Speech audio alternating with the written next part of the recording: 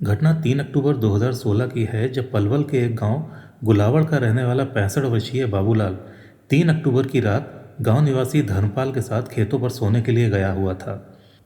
अगले दिन सुबह बाबूलाल खेतों में बने एक कोठरी की छत पर मृत अवस्था में मिला। उसको चारपाई से बांधकर गला किसी तेजधार हथियार से रेता गया था। उसका साथी धर्मपाल भी नीचे चारपाई पर बेहोशी की अवस्था में मिला था। जांच के दौरान अपराध शाखा होटल के प्रभारी अब्बास खान को धर्मपाल ने बताया कि उन्हें आरती नाम की महिला ने जूस में कुछ नशीला पदार्थ मिलाकर पिलाया था। उसके साथ प्रदीप नाम का एक आदमी भी था। आरती असल में पलवल हरियाणा की रहने वाली थी, जिसकी शादी वारदात से 18 साल पहले हाथरस के करैया नगर में हुई थी, जबकि प्रदीप को वो 2010 से जानती थी। आरती के घर के पास ही एक पटाखे बनाने की फैक्ट्री है, जहां प्रदीप काम करता था, और आरती की शादी के बाद उसकी प्रदीप से भी नज़दीकियां बढ़नी शुरू हो गई थीं, जिसके परिणाम स्वरूप पति से झगड़े होने के बाद वो प्रदीप के साथ पलवल आकर रहने लगी।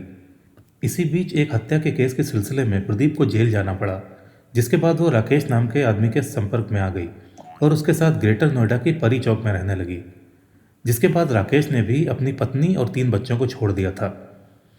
1.5 साल बाद दोनों वापस आकर गांव में रहने लगे। ये राकेश मृतक बाबूराम के पुत्र का साला था। वारदात के कुछ समय बाद बाबू ने राकेश को समझा बुझाकर उसकी पत्नी बच्चों के साथ गुड़गांव रहने को भेज दिया था।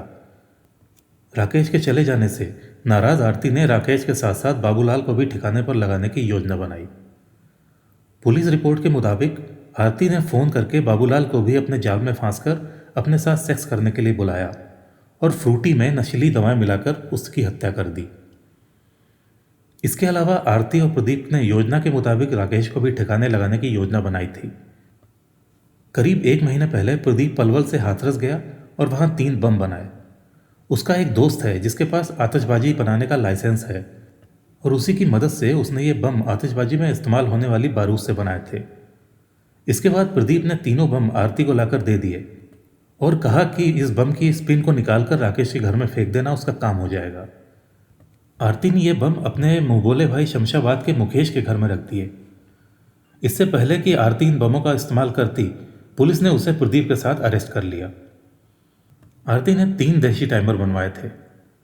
बम बनाने के लिए पान मसाले की डिब्बी, दिवाली पर छोड़े जाने वाले पटाखों का पाउडर, नाखून, कांच और पत्थर का इस्तेमाल किया गया था, और ये ग्रेनेड की तरह दिखते थे, और बम डिफ्यूज करने में भी पुलिस को 3 से 4 घंटे लग गए थे।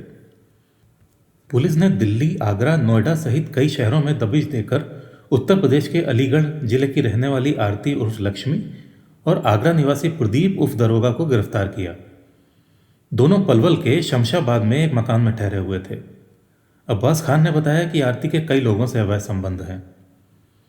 3 अक्टूबर की रात को योजना के तहत उसने बाबूलाल को खेत में बुलवाया। वो अपने साथी धर्म के साथ वहां पहुंचा हुआ था।